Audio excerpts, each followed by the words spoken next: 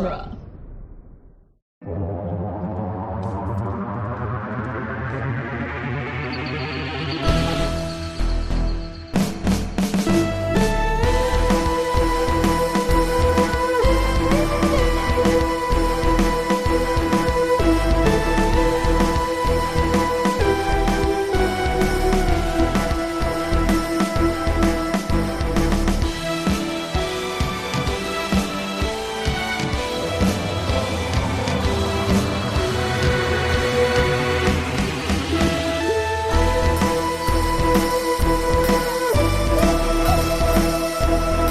Doctor Who, The Long Way Around, the weekly podcast where we review, discuss, and recap every episode of Doctor Who, one doctor at a time.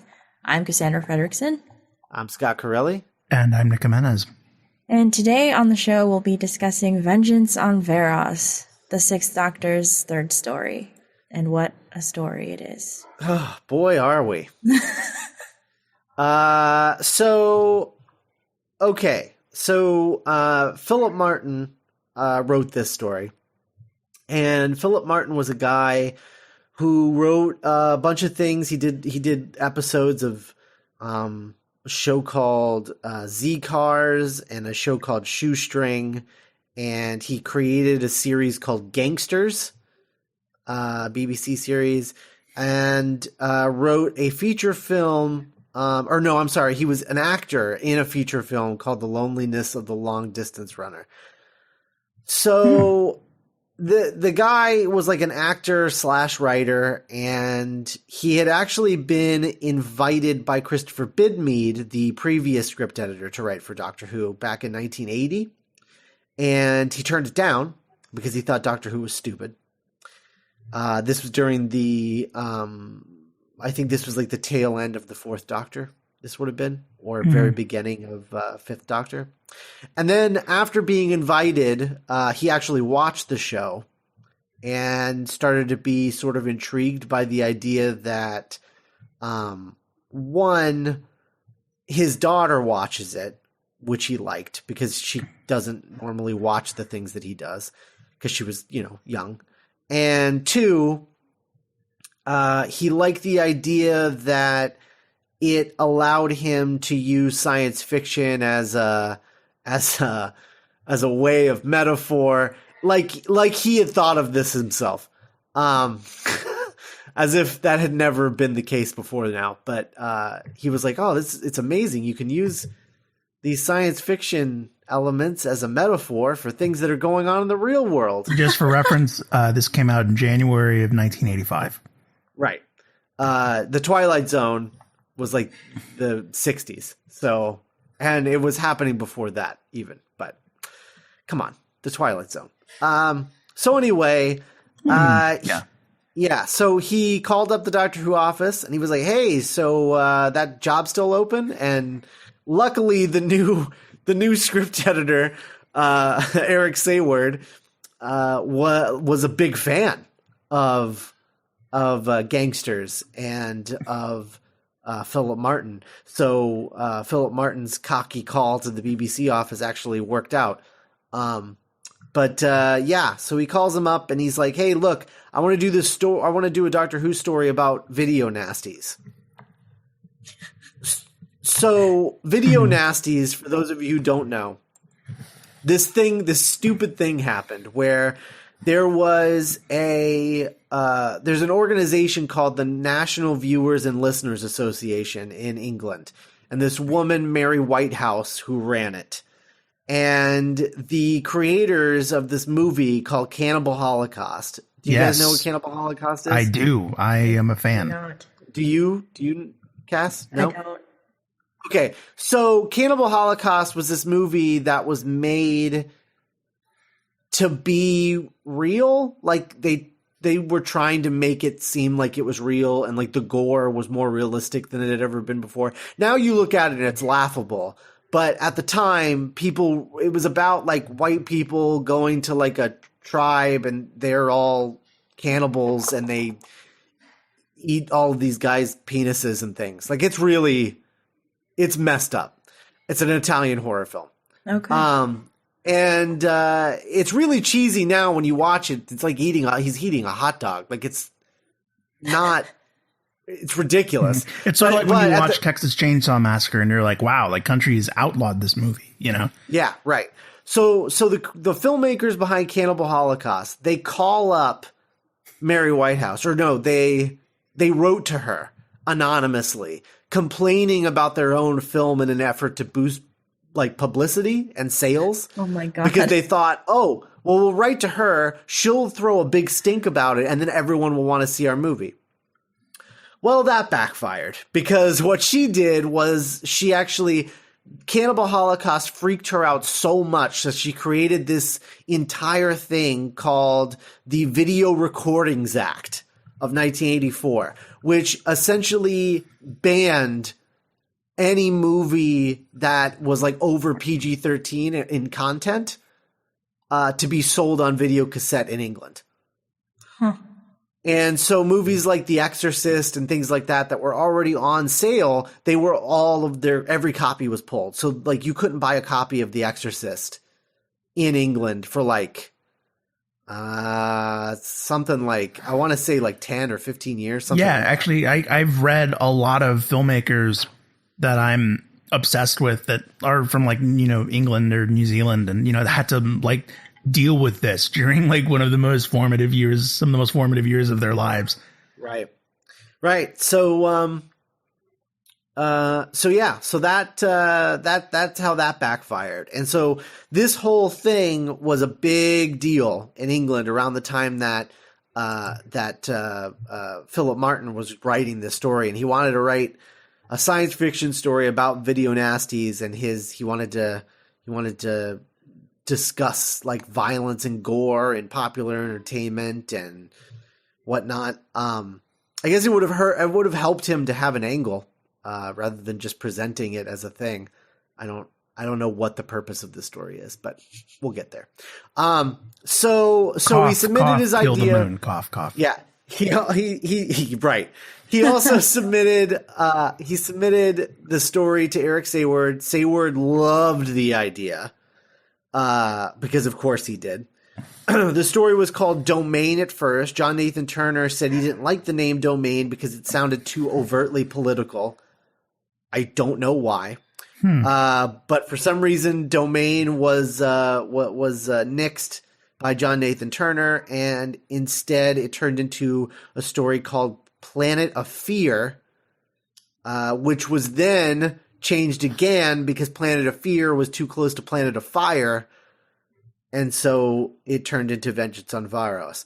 If anyone can tell me what the vengeance is, I would appreciate it, because I've seen this story probably 3 times now. I still don't know where the vengeance is. Yeah, I don't know either. Okay. I guess alliteration. The vengeance is in the alliteration. Maybe it's what we're about to do. Possibly. Possibly. So then, Syl was a sort of like the big bad of the episode, the main antagonist of the episode, and they needed to cast man. Right. They needed to cast Syl, the little poop monster guy, and they cast. Let me see, where did his name go? Nabil Shaban. Is his name. And what's interesting about Nabil Shaban, and this is, I mean, it's bless his heart, but he actually, the BBC office, the casting office, was very familiar with Nabil Shaban, because Nabil Shaban was a massive, massive Doctor Who fan, and had every year both submitted a story idea entitled Invasion of the Viridians, and had called up the casting office in hopes of playing the Doctor and the Master. Wait, he submitted the same script for years? Yeah, the same story idea. Okay. I just want to make sure I was here. Okay. Yeah. Well, because he just thought, oh, well, they're just booked this year. So, but they obviously want this because it's great. Of course. So, yeah. So I'll just submit it next year. It'll be fine. They didn't want it, as it turns out. But he also wanted to play the Doctor at some point and the Master as well. He was like, I'm not picky, either one. It's the Doctor or the Master. Sure, either one. And then when they finally call him, they're like, look, we're not taking your story idea. You can't play the Doctor or the Master, but we do have this character named Syl. And he was quoted as saying that he was very intrigued by the prospect of portraying such a complex villain. Okay. Yep. And so he took the role. And then as production started, they had to stop halfway through production because Nicola Bryant had a terrible allergic reaction to feathers being glued to her skin. And so after they shot that scene, they actually had to take, looks like 7 days off before returning to film the rest of it. So that happened. And also Sean Connery's son is in this and doesn't really talk. Oh. Jason Connery is the guy, the blonde dude in part 2 who like doesn't really talk a lot. Oh. Yeah. The kind of like dumb hunky guy. Yeah. Sure. Yeah, that's Sean Connery's son, Jason Connery. Nice. You know what's crazy? He's probably like old now. Yeah, he has bald head and he's got a goatee now. Yeah. Sean Connery's still alive. Yeah, he is. Not doing much, but he's alive. He's golfing. Yeah, he's probably golfing. Probably gardening. I picture him gardening and just cursing constantly. Hello, Scott. In the garden. So you finally found me. I shan't read your script. So yeah, I think that's pretty much it. I have watched the story 3 times, and I really am happy that this will be the last time I ever have to watch it. And I don't understand what he's trying to say about the video nasties. Like, I understand the history of the video nasties. I understand that it was like this crazy time in England for pop culture. Yeah, censorship and all that. Yeah, censorship, everything. I don't understand what this story has to do with that, other than just like people enjoying violence. So was he like pro the ban? Because that's how this reads to me.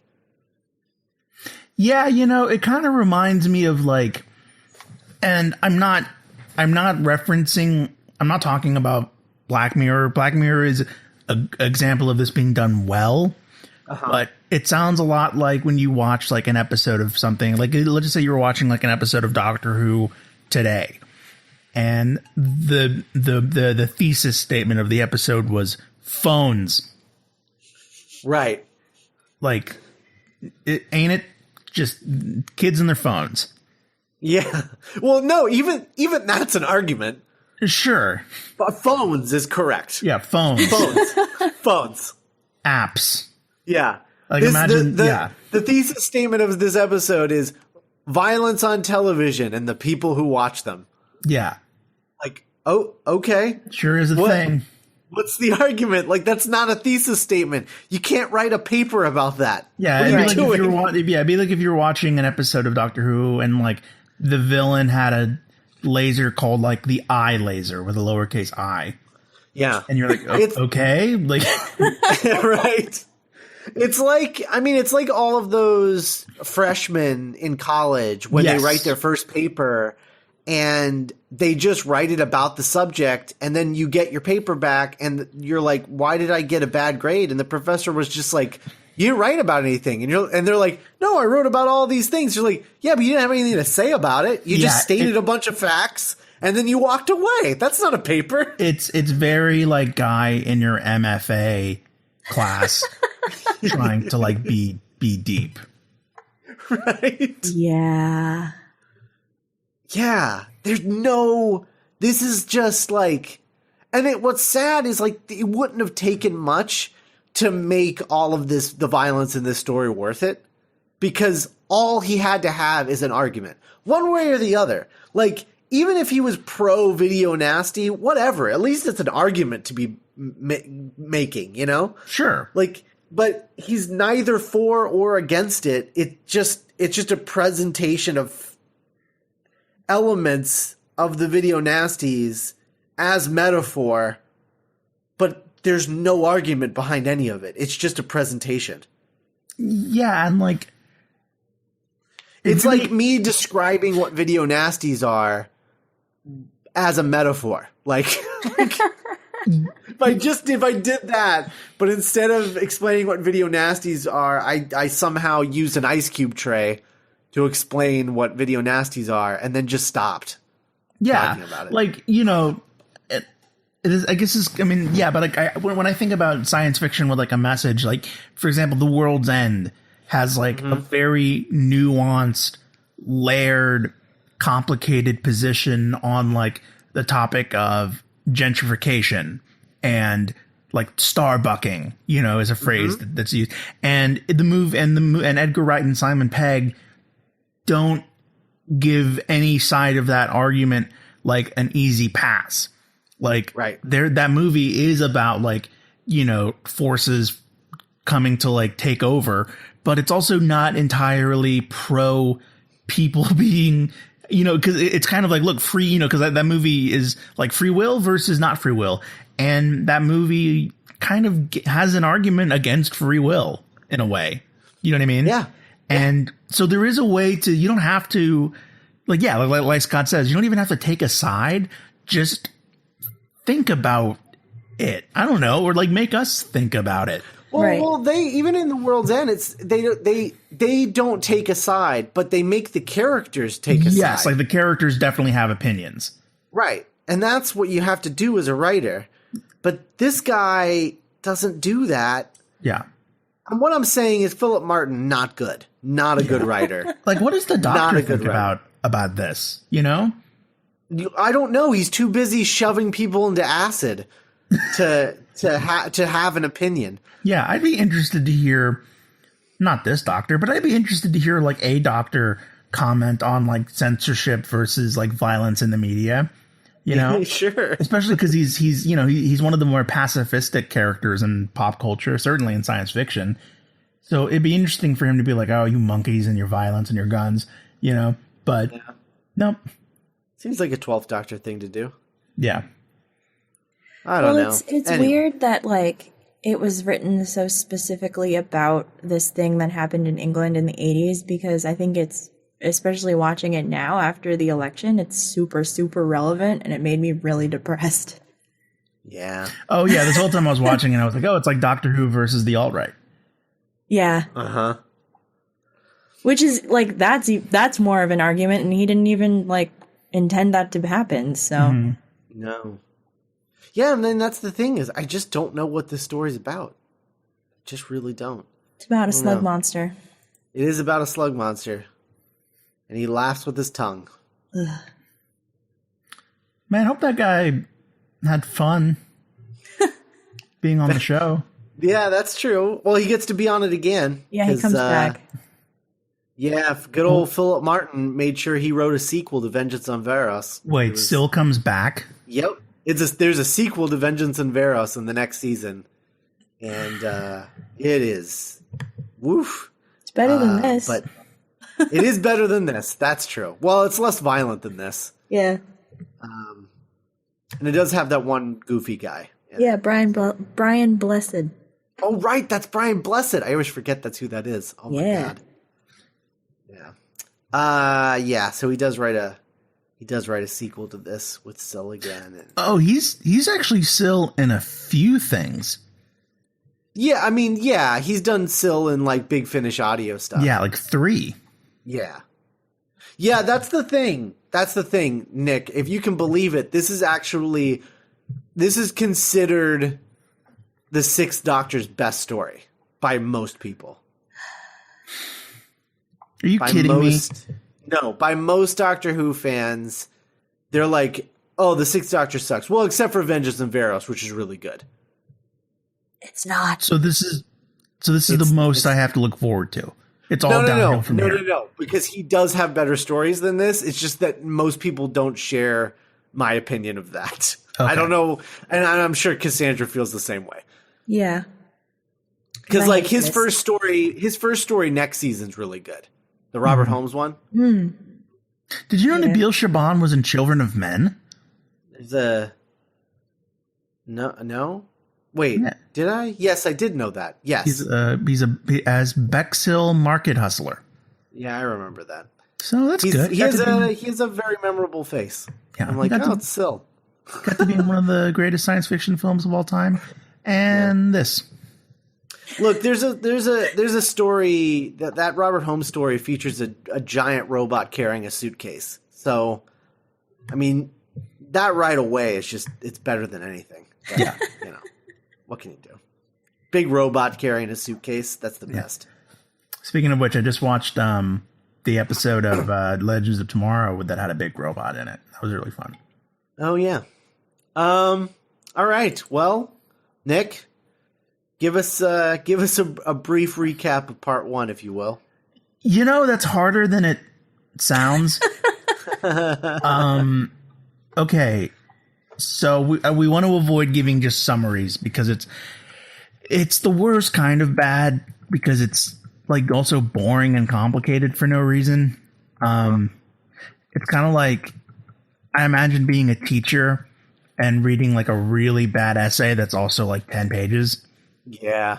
Like really you couldn't make it short. You had to BS for anyway. Well, just tell us the 2 separate storylines that are going on, and then what happens when they converge. I mean, that's really all you need to know. Oh, sure, of course. Yeah. So on the planet of Varos, which I pronounce it with the long A because that's how I am. So on Varos, so they're publicly torturing this rebel, who believe his name was John Dar. John Dar. That's Jason Connery. Oh, that's Jason Connery? Yeah, he's through the whole story. Oh, okay. I thought you meant like the buff Nazi in the second part. Yeah, that's who I was imagining. Isn't that the same guy? No. That's not John. No. Yeah, the guy that escapes with the doctor and Arita. That's John. Yeah, Dar. that's John Dar. I thought you meant like the random guy that shows up in part 2 that helps the governor out. Oh no, John Dar. Oh. Okay. All right, that's cool. So the first thing you see is Sean Connery's son being tortured, and shirtless, and good job, boy. You make the family proud. Oh, I'm sure he talked to his dad, and he was like, "Hey, I'm going to get strapped to a table and shot with a laser. Can you tell me something about that?" He's like, "Oh boy, let me tell you. Gotta drink a stiff cold one before they strap you down." I have a lot of experience. You can sleep with the crew, but don't sleep with agents. Anyway. Thanks, Dad. You're the best. Now go do Thunder. Wait, this is the 80s. He was already done. No, he was about to do Highlander, right? No, never say never again. Right, yeah, the one that he came back and it was really sad. Yeah. But meanwhile, 2 citizens, their names are Iraq and Etta, are like watching it, and Iraq's like, man, it's always the same. Someone's getting tortured, someone's getting killed, someone's going to county, someone's going to jail. It's boring. I want to point out that Philip Martin refers to these 2 characters as the Greek chorus. That makes sense.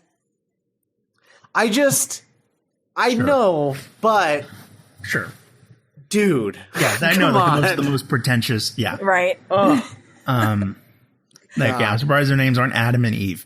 So they basically are. It's Eric and Etta. Yeah, it's Arak and Eta. Yeah. Again, yeah. This is.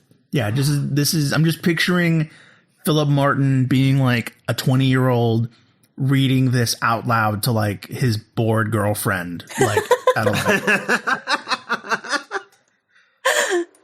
someone's live tweeting their date. I hope he tried to show this to his daughter Hillary and she got bored and left. Yeah, and went to go to like a Smiths concert or something, and like. Well, I think she was a girl, like a little girl. Oh, okay. not a teenager, like a little girl. Okay, so maybe she went to go. Shut up, Dad. I'm watching Banana Splits. He wrote this story for his little girl to watch. What the heck? Like no, like again, like really, again, boring, not fun, violent, not a lot of strong female characters. Yeah. I mean, really, when Etta is your strongest female character in the story, probably tells you a lot about your writing of female characters. I continue to mostly want to reach into my laptop and pull Peri out of the TARDIS. Yeah. So the 6 Doctors repairing the TARDIS. It's like there's been electrical fires and power failures, and like they're just everything's messed up in the TARDIS, and then the 6 Doctor's like, my father will hear about this. He doesn't say that, but I just always picture him saying that. He has a real my father will hear about this voice, the 6th Doctor. Yeah, he does. Because he's kind of prissy. Yeah, that's the word. Yeah, he's very prissy. Yeah. Because he looks like a fancy cat. Yes, yeah. Because, like, McGann was very regal, but Baker's very prissy. Yeah, like a fancy cat, like a tabby little orange cat. Well, I see like a fluffy white cat. Like a Persian?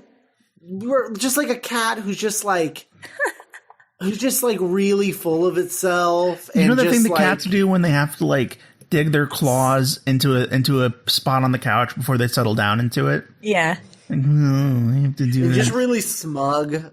I've just never like I'm dumber than dogs, but I don't act like it, so people assume that I'm smart. You never met like a really smug cat? No, yes, I have many times, but I've just never thought of the 6th Doctor as a cat. Oh. I can see it. Which I guess he wears like a little cat pin on his lapel, so I guess. Yeah, he's a little kitty cat. And his hair's kind of puffy. Okay. All the Doctors are pretty Just cat-like. imagine the 6th Doctor like licking the back of his hand and like putting it through his hair. Like you can totally picture him doing that. Like every time Peri like gives him a saucer of milk, he like flips it over. He doesn't even look at her when he does it. Yeah. Now I just want to dress my cat up as the 6th Doctor. Anyway. I mean, I approve it. And the 12th Doctor is like an old, like 12-year-old cat. Yeah. That doesn't like, you love to hug it and pick it up, even though he doesn't like it, but he lets you do it because he's old.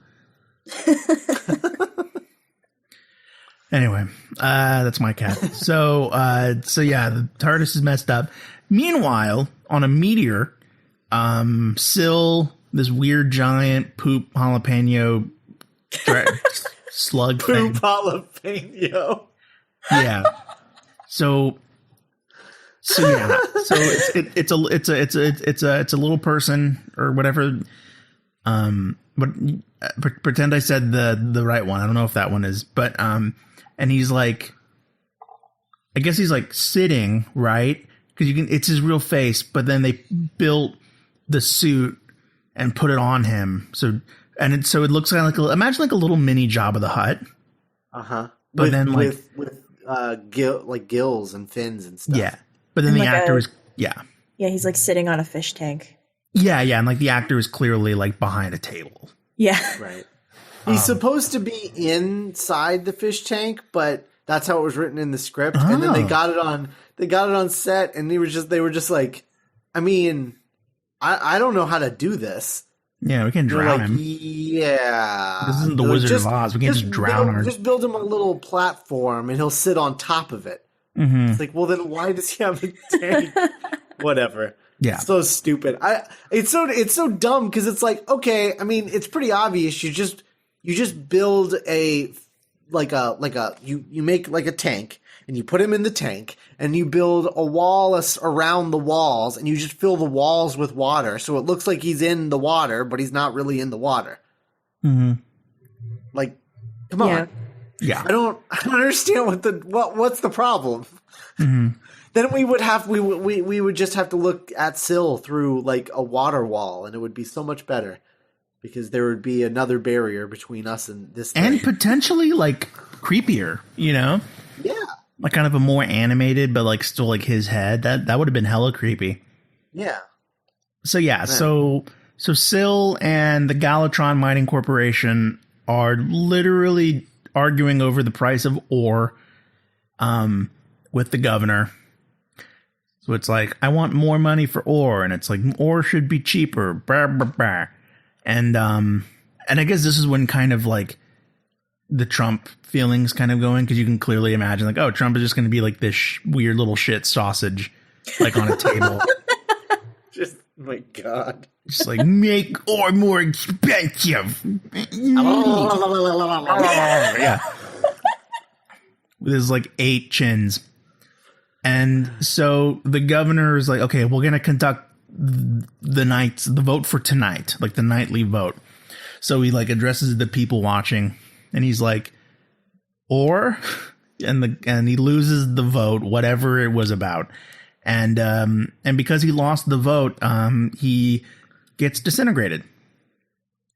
And apparently it's like the 3rd time that his recommendations have failed to pass. So like pretend it's about like climate change. I don't know. And like they're arguing, or like the people that are watching are like, man, it's always the same. Like it's like our 3rd governor to die like this week or whatever. And then a guard recommends that the governor execute John Dar so that maybe he can get like the populace on his side in time for the next vote. So I guess this is kind of where I can see maybe the video nasty element playing into like, oh, if you give the people their violence, their bloodlust, then you can be on their side. You know what I mean? Uh-huh. But yeah, we're trying. So meanwhile, poor Peri is like, hey, I found the manual. And the doctor's like, no, you didn't. I know how to fix everything. And so he repairs the TARDIS enough to get it to Varos. Can I just say, okay, so Peri in this is going off and like he's pouting, and she's like, well, did you do this to this? And like just like spewing off like gobbledygook. TARDIS gobbledygook. And Arglemark. I just like, I know that this is like she okay. This is only her 4th trip in the TARDIS. Yeah. Period. As a companion. Ever. Yeah. Ever. Because she got picked up, and then got picked up in Planet of Fire, goes to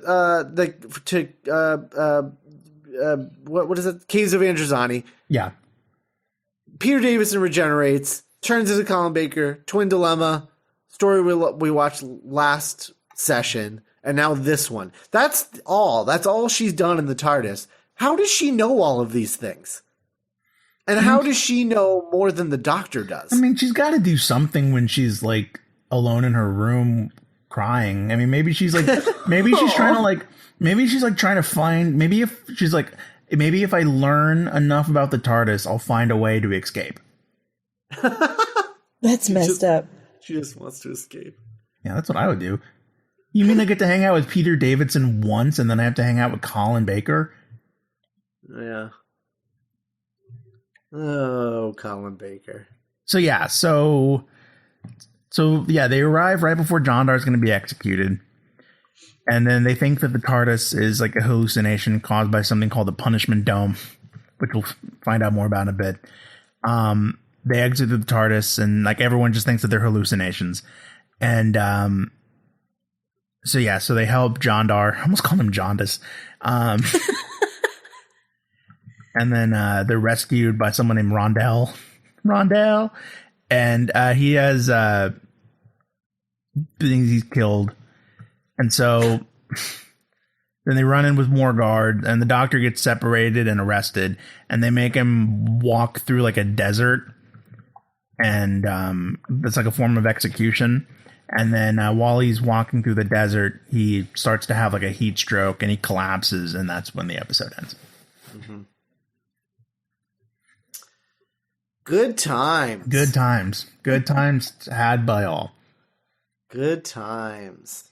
Indeed. Tune in next week. Part 2. All right. So, as the doctor is dying in this fake desert, Peri is just brought to the governor, and the governor's like, "Hey, so level with me. What are you doing here?" And she's like, "Well, I'm from the past, and this is a time machine." And he's just like, "Okay, you're crazy." So nobody believes her. And she thinks the doctor is dead because they're like everyone's watching it on the TV.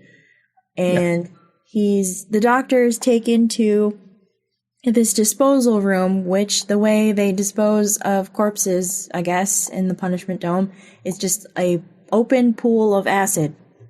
So boiling acid. Yeah. And so the doctor isn't really dead. Open pool of boiling acid. There's not even a grate over it. No. For safety. No. You know what oh God, neither of you have watched that. All right, never mind. Okay. There's a whole episode that deals with a vat of acid in Luke Cage. Oh, okay. But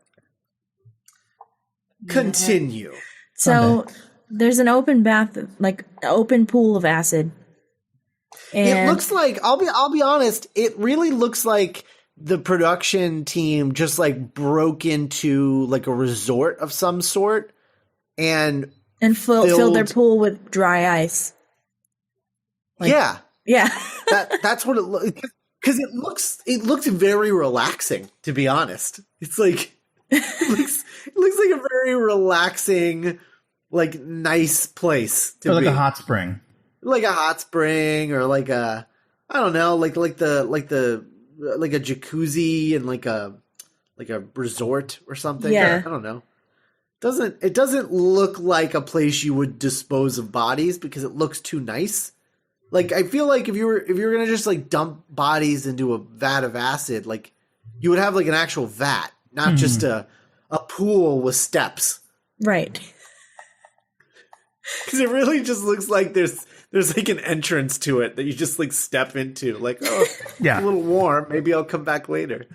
Kind of like, I mean, this isn't too spoilery cast, but it's kind of like that Pensieve in Fantastic Beasts. Oh yeah, yeah. Anyway, so these two guys that work for the whatever this is.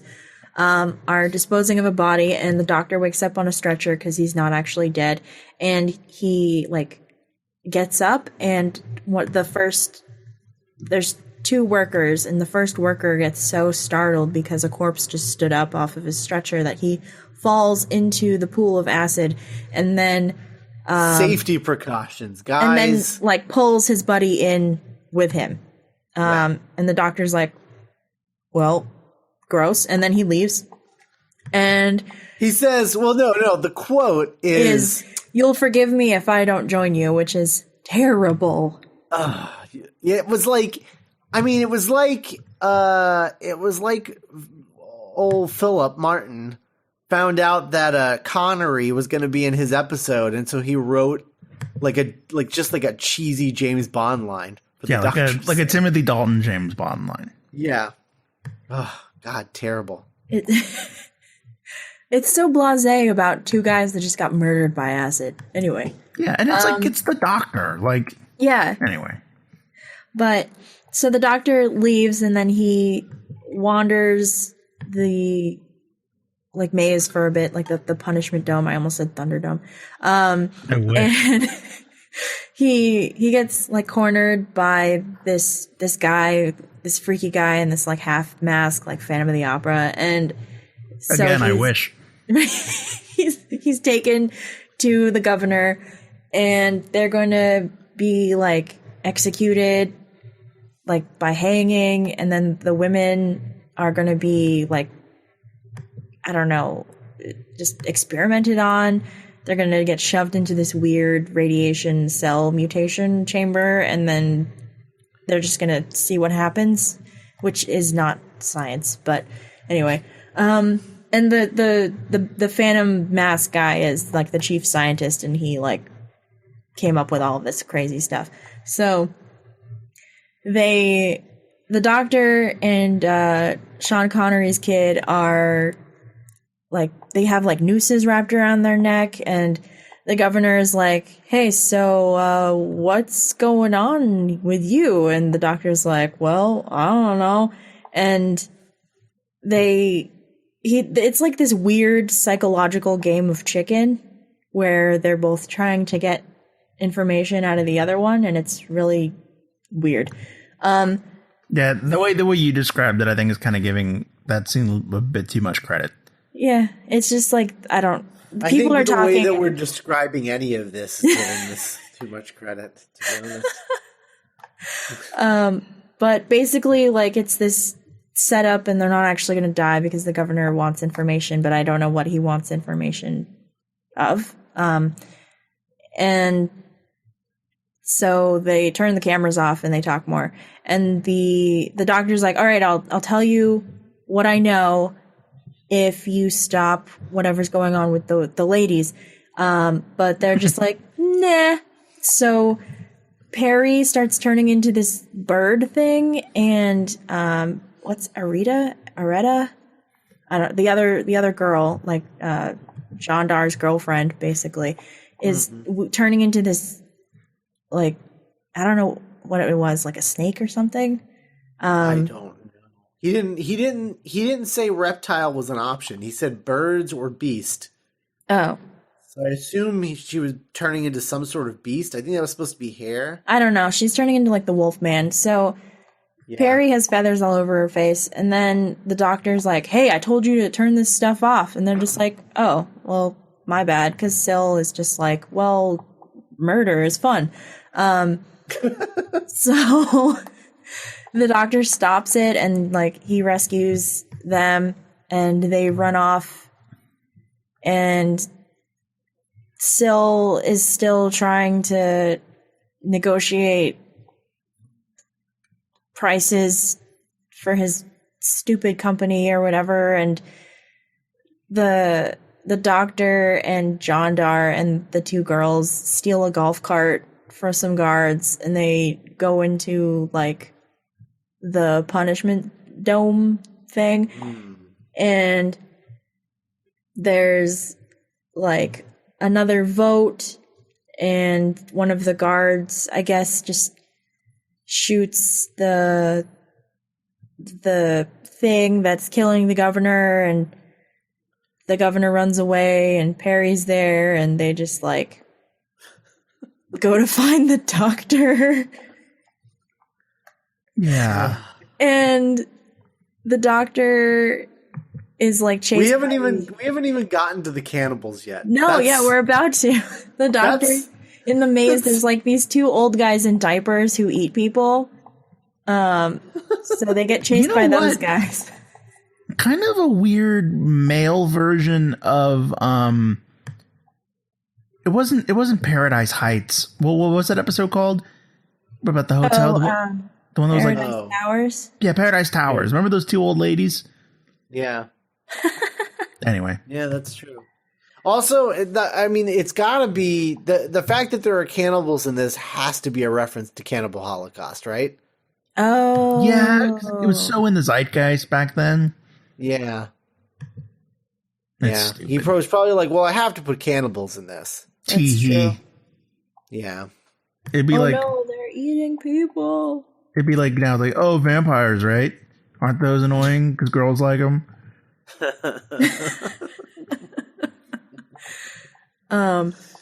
So they run away from these diaper men, and then brilliant social commentary. They come to these hanging fake vines, and as soon as you touch one, you die.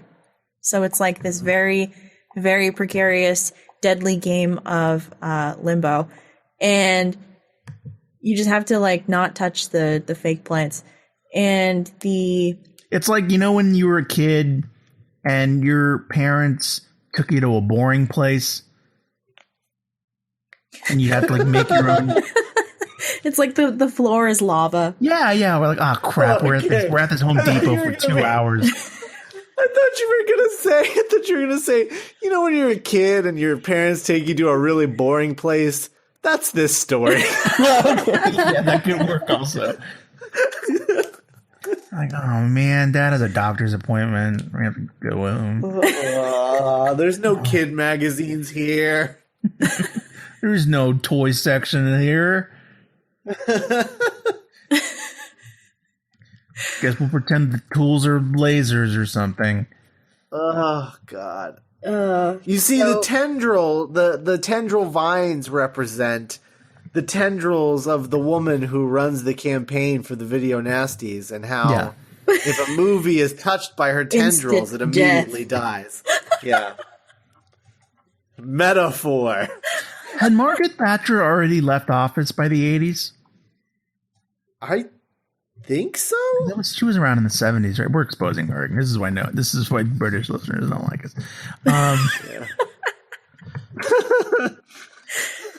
And you know what? Look, fair. That's fair. Sure, yeah.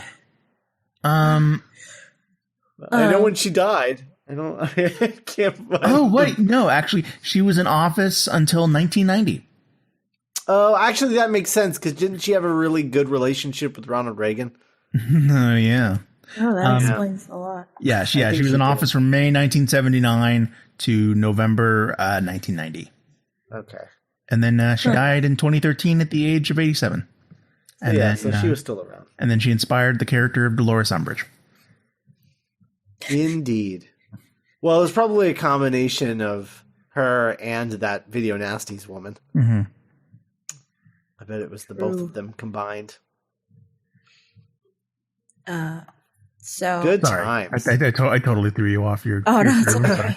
So there's dead plants, and then the doctor gets them through it, and then the bad guys chase them, and then the doctor, sets a trap, and he unleashes the death plants upon them, and they all die because death plants. And so what does that bring the doctor's body count to in this story? so many, at least 8. Yeah.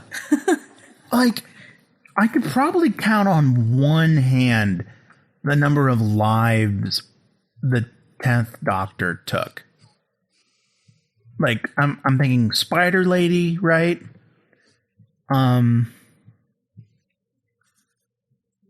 Yeah, again, it's weird that the Doctor is killing people. Mm-hmm. Yeah. Here's something fun before we wrap it up. Because I just love this. So the Radio Times, being a prominent magazine overseas, Sure. there was a full-length ad for this story, and it was just a huge picture of Syl. That's what I was hoping you were going to say. And it said, and the caption said, Syl, period. Bad news for the Doctor? Question mark. BBC, 5:20 p.m. Doctor Who. Friend or foe? Is this Syl, bad news for the Doctor? or the next companion? Find out this weekend. Actually, both. Yeah. Do you remember that? Do you remember that famous magazine? That famous magazine spread that Burt Reynolds did back in the 70s? Where he was naked, but he was covering his. Please don't tell me you're picturing Syl in that same. Exactly what I was. I mean, he's on a shag rug. Oh my God. There's a fire, and he's like, "Hello." Oh, so the Doctor and his Video friend nasties. make their way out of the death whatever, and Sure. they go to Syl, and the governor's like, the jig is up, and Syl's like, I'm gonna take over the planet, but his company gets distracted by this other asteroid they find with more ore, and then he's like, foiled again, and the governor is like, so you gotta pay me whatever I want because your company said so. And Syl's like, blah, blah, blah. And then it ends, and the governor's like, all right, no more television. And then the TV turns off, and the Doctor and Peri leave. Mm-hmm. leaving our great chorus to wonder what now? Now that we don't have TV to watch, what do we do now? It's kind of like, Cass, have you seen Snowpiercer? I haven't yet. Okay. I was going to make a Snowpiercer joke. But Wait, so is his argument that none of this matters and just to turn off your idiot box, you stupid idiots? yeah, why don't you read a book or a... Is that his argument? Why the would TV writer? Yeah, is why, the yeah, I know. television writer's argument to turn off your TV? Well, you did say that he was initially very dismissive about Doctor Who. But he's a TV writer. Yeah. Is he like mainly? He wasn't like a novelist that wrote for TV. No. He was an actor Oh, right, you who told me that. became Yeah. a TV writer. Yeah. Oh my God, I hate this story so much. Yeah, it's kind of like those episodes of children's shows you would watch where like the message was like, "Don't watch TV," and you're like, "But I'm watching TV." Ugh. Terrible. Yeah, not the best. Not great, Bob. Next time will be better. Yeah. All right, bye, guys. Next time is Delta and the Bannermen. Oh, which thank is a lot of God. fun. Have I told you? I have to have brought up how that needs to be a band name, right? Yeah. Okay, cool. Every time we talk about it. It just, what bothers me is it already sounds like a band name. Yeah, it Right. really does. Yeah, we'll put that in something we write. Yeah, Point. Delta and the Bannermen. that's true. So- We write a lot of bands. We are from the website duelinggenre.com. You can email us, contact@thedoctorscompanion.us. What is your favorite Sixth Doctor story? And if it's this one, explain. Why? Yeah, Yeah. tell us why, please. I mean, like, if there's like some weird, if you have like a really cool alternate take on this episode, like, we'd love to hear about it. Yeah. We don't want to hate it. Yeah, no, I don't like hating Doctor Who, but... Ugh. And we will see you guys next week with the Seventh Doctor story, Delta and the Bannerman.